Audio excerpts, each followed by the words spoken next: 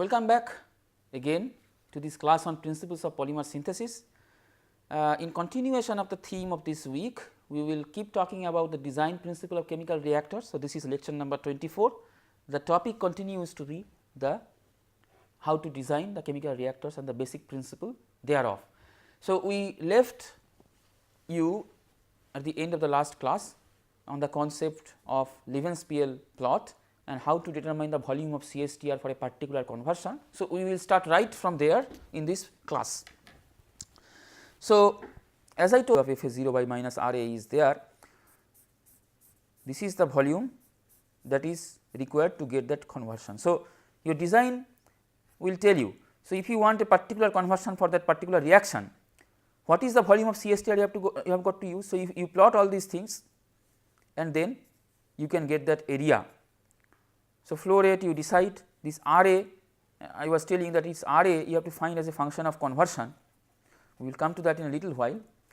So, before that let us do a simple problem. So, let us say you have this particular table.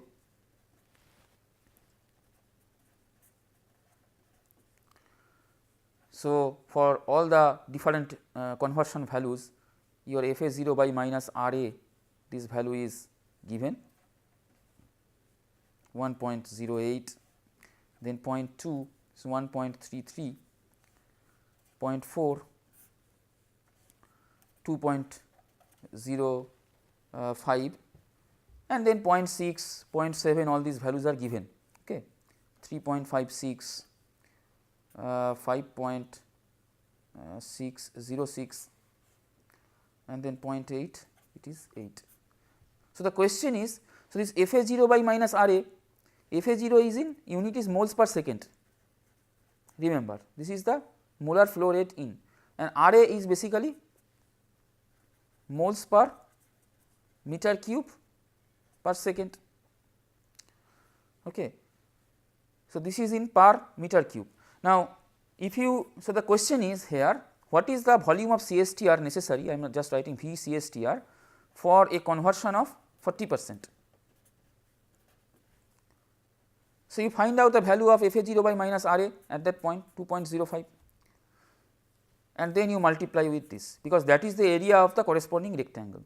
So, what is the V CSTR for x A equals to 0.4?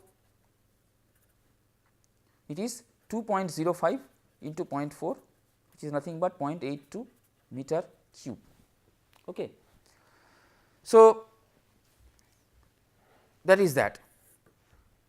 But let us now come back to this original question, how do you find, how can you derive a plot like this, I mean this data.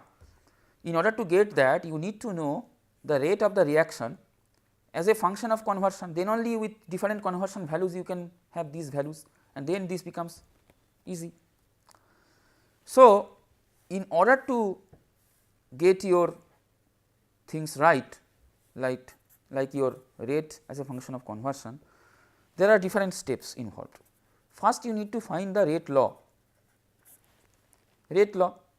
So, rate law will give you the rate of disappearance of A as a function of concentration of different species, and that is where comes the question of expressing all the concentrations in terms of the conversion after. So, the second part is the part what you call as stoichiometry. In this step what you do is that you find concentration, say let us say C A concentration as a function of conversion. So, it constitutes two parts, your target is having the rate as a function of conversion. So, to start with you derive the rate law which tells you the rate as a function of concentration. Secondly, you look at the stoichiometry which basically tells you how the concentration varies as a function of conversion. So, once you know these two things, you also know how the rate varies as a function of conversion. So, let us say you have a reaction which is say A plus B again plus C plus D, the same general scheme I am saying. So, the rate is this minus R A equals to rate constant into concentration of A to the power alpha into concentration of B to the power beta. Now, these coefficients alpha and beta, what is the overall order of the reaction? Overall order is alpha plus beta.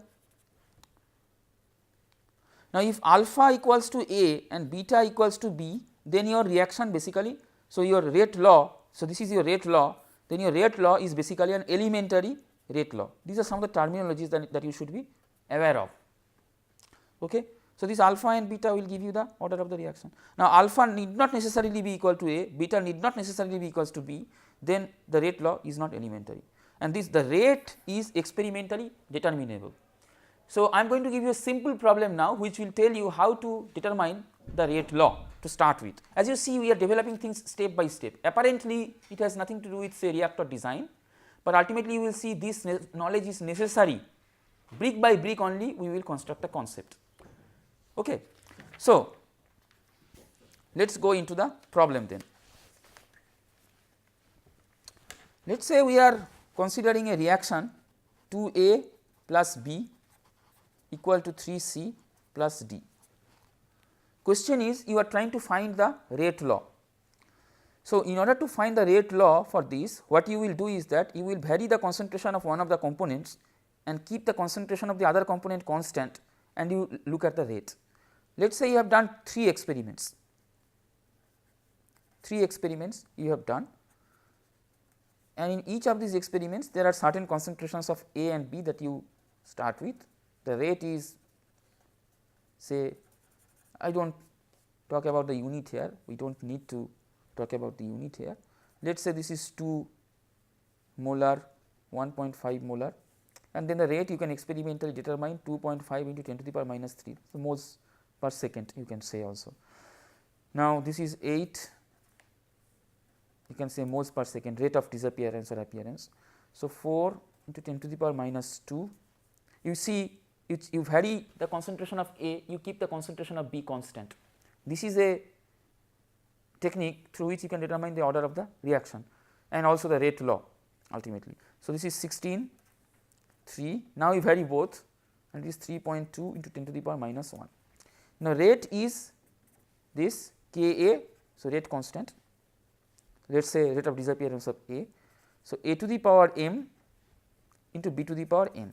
So, you need to find out this m and n, then it will give you the rate law, how the rate varies as a function of concentration. This is the first step, this gives you the rate law. So, what you do, you divide this rate by this rate, then the concentration of B will go. So, if you divide that, then it will be 8 divided by 2 to the power m equal to your Ka also will go, because two equations both have the Ka, equal to this divided by this, which is 4 into 10 to the power minus 2 divided by 2.5 into 10 to the power minus 3. So, if you work it out, your m will come out as 2. So, now you have determined what is the value of m, and correspondingly now you can take any other two rates and thus divide say this by this, then that will be 16 divided by 8 square, of course, now because you know the value of m, and that will be equal to 3 divided by 1.5, sorry, multiplied by to the power n. This does not cancel out anymore because they are not equal, multiplied by this equals to 3.2 into 10 to the power minus 1 divided by 4 into 10 to the power minus 2. So, from here you have to find the value of n, n actually is 1, you can find out that.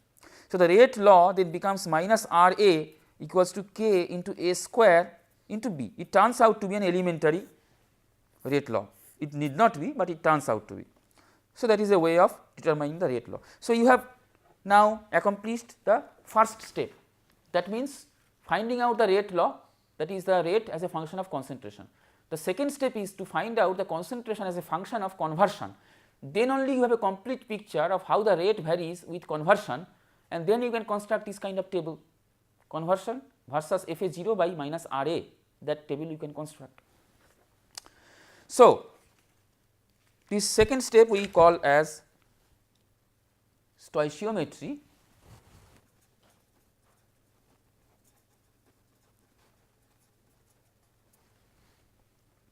Stoichiometry. So, we are trying to find out the concentration of ith species as a function of the conversion, okay, and then we will combine this information with the rate law and we will get Ra as a function of x. I am putting a different function because this is not exactly the same here. So, that is why I am putting a different function there. Now, let us consider a batch reactor. Let us say you are doing a reaction A plus B by A B, again the same reaction. You can construct what you call as a stoichiometric table for that. So, ultimately for this particular reaction, let us say we already know the rate law, we can find out the rate law independently. So, for the batch reactor, how the rate will vary with conversion, that we can find out. So, the species, let us say we construct the stoichiometric table here. So, we have a species here, the species.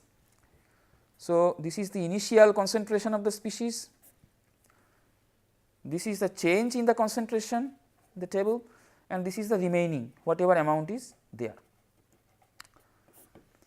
So, for species A, initial concentration is Na0, again we are considering the conversion on the basis of A. So, change is Na0 into x. Now, these things, the table that we are constructing, we have already talked about some of these things when we said we are trying to express the concentration of different species in terms of the conversion. So, the same concept comes back here. So, all the concepts are interrelated, as you see we are bringing things up brick by brick, step by step. So, remaining how much? Na0 into 1 minus x, I am just writing x here, we are assuming you already know x is in terms of A. So, what about B? B is Nb0 equals to Na0 into say theta b, where your theta I for the ith species, it is defined as Ni0 initial concentration of that species divided by initial concentration of A. So, basically Nb0 equals to Na0 into Nb0 divided by Na0. So, that Nb0 divided by Na0 is theta b, that actually simplifies the system. So, change is minus b by A into Na0 into x, we have already discussed this before, and Nb is equal to Na0 into theta b minus b by A into x. Theta b is Na0 divided by Nb0. So, correspondingly your C is Nc0 equals to Na0 into theta c, we have defined what is theta I. This is plus C by A because it is being generated into Na0 into x, and your Nc is Nc0 into theta c plus C by A into x, and your for species D you will have Nd0 equals to Na0 into theta d plus d by A. I mean this is the different table, okay, different column like this, plus d by A Na0 into x, and Nd equals to Nd0 into theta d plus d by A into x. So, for a constant volume batch reactor, what is the concentration of A? It is nothing but at that point of time, what is the concentration of A at a time t? It is the amount of the species divided by the volume of the batch reactor. So, amount of the species, so from the stoichiometric table you can find out it is Na0 into 1 minus x divided by V. Now, Na0 by V is the initial concentration. So, it is nothing but Ca0 into 1 minus x. Now, what is value of Cb? It is basically Nb by V, which is equal to Na0 by V into theta b minus b by A into x, because we know that is why you constructed the stoichiometric table. Now, this is equal to Na0 by V is Ca0 into theta b minus b by A x. So, now if you consider an elementary reaction or whatever, say you have a rate law, let us assume the rate law is K into Ca square into B, A and B are reacting. Okay. So, in that case what will be the rate? So, K into Ca square, Ca is nothing but this, and Cb, so this is basically Ca square into Cb. Okay. So, Cb is nothing but this expression. So, basically this Ca0 square into Ca0 becomes Ca0 cube into 1 minus x whole square, 1 minus x whole square, because this square Ca square into Cb and the Cb is nothing but Ca0 into theta b minus b by a into x, that Ca0 comes here, so Ca0 cube. So, for a reaction for which the rate law is like this, your rate can be expressed in terms of the conversion by this particular equation when you are talking about a batch reactor of a constant volume V. So,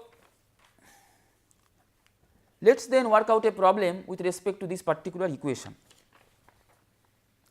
Let us say we are talking about an elementary liquid phase reaction 3A plus 2B equals 4C.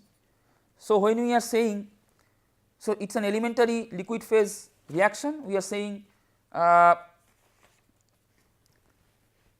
that means the rate law is minus R A equals to K into C A cube into B square, because this alpha and beta will be equal to A and B, small a and small b, that is elementary reaction means the rate law is like this.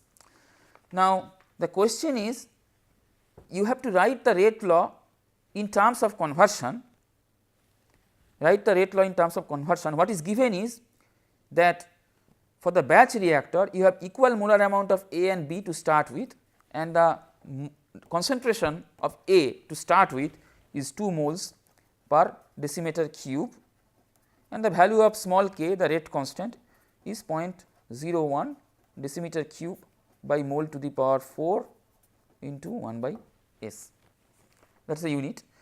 So, if you look at this particular reaction with all these things given, elementary reaction means the rate law is also known then. So, question is, the rate of the reaction you have to now express in terms of the conversion. So, you can see that your C A is basically equal to C A 0 into 1 minus x, and C B equals to, from the stoichiometric table you can write the same thing here, we have already derived in the previous page, minus b by a into x. So, it is C A 0. Now, theta b is basically initial concentration of B divided by initial concentration of A, since they are in equimolar amount. So, this is 1. So, that becomes 1 minus b by a is basically 2 by 3 into x. So, your rate is this minus R A, because your starting material A is disappearing. So, that will be equal to K into C A cube into C B square, sorry, this is C B into C B square, because this is elementary rate law. So, C A cube into C B square, this is not B square, C B square is a concentration. So, C B square, so K is 0.01. Okay. So, C A cube is C A 0 cube and C B square is C A square here. So, this will be C A 0 to the power 5. So, you just put the values here. So, this will become 1 minus 2 by 3 into x square. So, ultimately your expression will become minus R A equals to 0.01 into C A 0 is 2. So, that will be 2 to the power 5 into 1 minus x whole cube into 1 minus 2/3 x whole square. So, if you are doing this particular reaction in a batch reactor, then how the rate is varying with conversion, you can actually find this particular thing out. So, similarly then, so this stoichiometric table is important. Similarly, like for batch reactor, you can construct a stoichiometric table for your flow reactor also. So, in that case, in the stoichiometric table, instead of Na you will have Fa, instead of Nb you will have Fb, all those other things will be the same. So, those things I am not writing down again here. So, it will be Fa 0, it will be Fb 0, Fc 0, Fd 0, so on and so forth, and your theta I will be Fi 0 divided by Fa 0. So, molar flow rate in of the ith species divided by the molar flow rate in of species A. We are considering conversion with respect to the species A all the time. So, the only thing that we need to consider is, only thing extra that we need to consider here is this thing. So, the concentration of A will be Fa divided by V. Okay. This is the concentration of A in the flow reactor. So, let us say we are talking about a CSTR. So, the concentration of A does not change, in the reactor, it is the same as the flow as you can find out in the flow out. So, that means the species A has a concentration of Ca in the reactor as well as the concentration of Ca in the outward stream that is coming out that you are collecting. So, that is equal to the flow rate out divided by the volumetric flow out. So, this is the molar flow rate, this is the volumetric flow, and as I told you already that this molar flow rate equals to concentration into volumetric flow rate. So, this is Ca Fa divided by V. So, that is nothing but Fa 0 into 1 minus x divided by V. Now, Fa 0 by V is nothing but Ca 0. So, Ca 0 into 1 minus x. So, correspondingly your Cb is nothing but Fb divided by V. So, this is Fb divided by V, and Fb you can find out from the table of stoichiometry. So, it will be Fb equals to Fa 0 into this thing. So, this is for batch, you replace n with F for the flow. So, that will be nothing but Fa 0 divided by V, you can actually correlate to the particular table theta b minus b by a x. You should construct the stoichiometric table yourself, that you can consider as a homework. It is exactly the same way that you construct for the batch reactor minus b by a into x. Again you assume, let us say the rate of the reaction is second order in terms of A and first order in terms of B. So, it is the same thing that we assumed for the batch reactor. So, let us assume that, and then what you will get is, if you put all the expressions here, you will get k Ca 0 cube into 1 minus x square into theta b minus b by a x. So, if you compare this particular expression with the expression that you got for the batch reactor, both the expressions are actually the same. So, whether you have a batch reactor or you have a flow reactor, your expression of the rate in terms of the conversion is basically the same. That is a very important thing that you should keep in mind. So, now if you are looking at, for example, the same problem, let me allow allow myself to go back to this particular problem again. So, if you are going for a batch reactor, if you are going for a CSTR, the continuous start tank reactor, and as we told that for, say for example, for 0.4 conversion you have this 2.05 is the value of Fa 0 by minus Ra. This kind of thing you can actually construct, because now you know the Ra as a function of x, and that is this. I mean, this particular thing will be valid only for this rate law. If the rate law changes, this will change. Okay. So, the rate law you first determine, then you determine how the concentration is basically a function of x or the conversion, then you just collect them together, then your rate law. So, your rate will become a function of conversion, and this is the expression that you can find out. So, from these things you can actually construct this particular table. Now, since we have already come back to this particular table, let us do another small problem now. So, from this particular table we have already found out what is the volume of CSTR necessary for the conversion of 0.4, which is 0.82 meter cube. Then what is the volume of CSTR necessary for a conversion of 0.8 or 80%? That will be 0.8 into 8, 6.4 meter cube. So, this tells you, although in the expression itself it was immediately obvious, you need a higher volume in order to get a higher conversion. Of course, this is not the situation like, you know, when the, if you are allowing the reaction to go on for a time t in CSTR, the conversion will change. That is not the case. Your conversion is fixed, that is fixed by the volume. So, if you are using a volume of 0.82 meter cube for this particular reaction that is given by, that is characterized by this table, then you will always get only 40% conversion, that does not change with time. Now, if you want to go to 80% conversion, you have to change the reactor, you go to a higher volume, then you are always getting 80% conversion, steady state the reaction.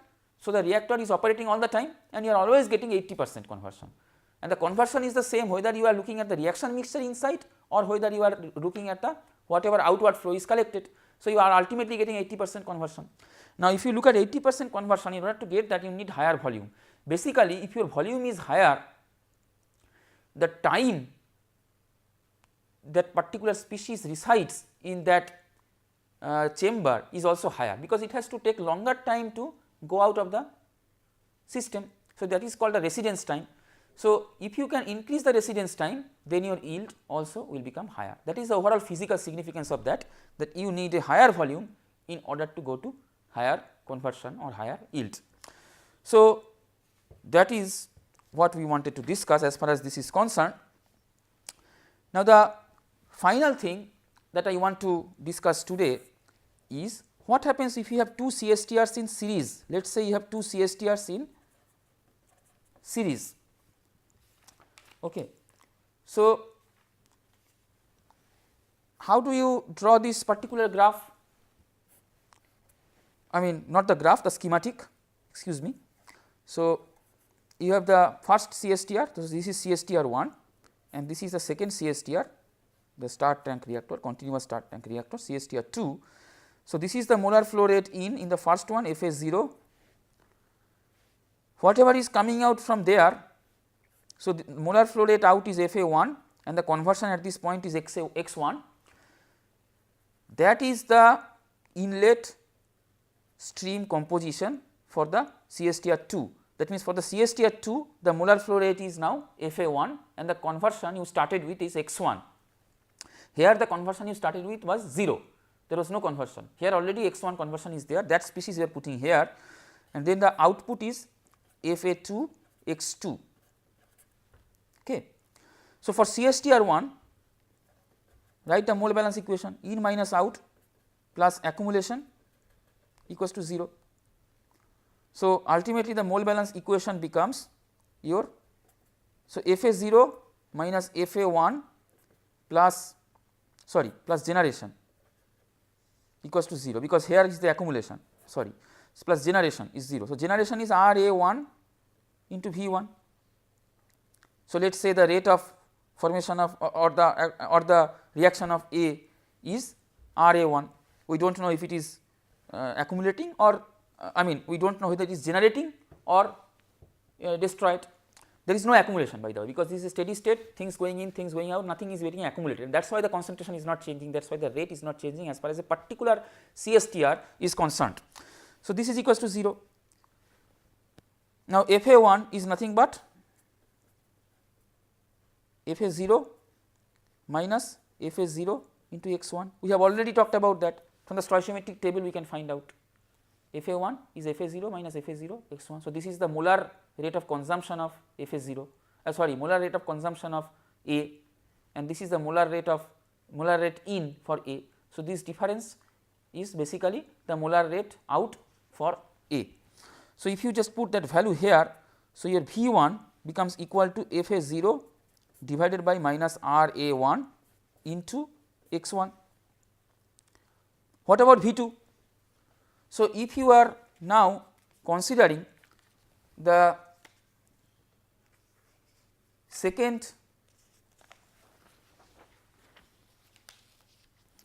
CSTR, let us consider now the second CSTR. For the CSTR 2, this will be the mole balance equation, FA1 is in, FA2 is out, plus RA2 into V2 equals to 0. So, FA1 is in, FA2 is out, and RA2 let us say is the rate of the formation or destruction of A. So, correspondingly or I mean consumption of A. So, correspondingly let us say RA2. So, this is the equation. So, from here your expression of V2 becomes equal to FA1 minus FA2 divided by minus RA2. So, if you now remember that your FA1 is equals to FA0 minus FA0 X1, we have already talked about that.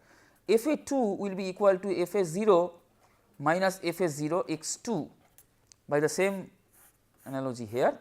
If you put those values here, then your V2 becomes equal to FA0 by minus RA2 at x equals to x2 into x2 minus x1. Okay. So, that is what it turns out to be. So, you have to actually take the value of this f a 0 by minus r a 2 at x equals to x 2, okay, and the base of the rectangle has to be x 2 minus x 1. So, if you now consider the example that I talked about, let us say you are talking about 80% yield of the reaction. If you are talking about 80% yield of the reaction, if you are using only one CSTR, then you are having 6.4 meter cube is the volume. Now, let us say you are what you are doing is you are using 2 CSTRs in order to get 80% conversion. So, first CSTR you design such that your x 1 is basically 0.4. So, you get 40% conversion to start with, then this is the inlet for the other CSTR and ultimately you will get 80% conversion. Then what are the volumes for these two? That is the problem. So, if you are looking at that particular problem, then what are the volumes of these two CSTRs? So, volume of the first CSTR, then because it is 0.4 is the x a or the conversion, that is already determined. We have already determined this before, 0.82 meter cube, 40% conversion. Now, this is the inlet for the inlet composition for the second CSTR and this is the outlet composition for the second CSTR. So, then the volume of the second CSTR, I will do it here. So, volume of the second CSTR will be nothing but equal to, if you look at this expression here and use that particular expression, then that will be the f a 0 by minus r a at 0.8, which is nothing but 8 into x 2 minus x 1 0.8 minus 0.4. So, that becomes 3.2 meter cube. So, if you add these two up, that becomes 4.02 meter cube. So, if you are affecting same 80% conversion with one CSTR only, then you require 6.4 meter cube volume of the CSTR. If you are affecting this 80% conversion with two CSTRs, provided that in the first CSTR you have 40% conversion and then that is the inlet for the second CSTR, inlet composition for the second CSTR, finally you get 80% conversion, then you see the total volume required is 4.02 meter cube. So, in general actually it can be said that for the same amount of conversion, if you are using multiple CSTRs, the total volume necessary will be lower than if you are using only one CSTR. So, we will continue to talk about different problems and continue to develop this principle more and use the stoichiometric table for different reactors in the next class. So, we will stop here and until then, thank you and goodbye.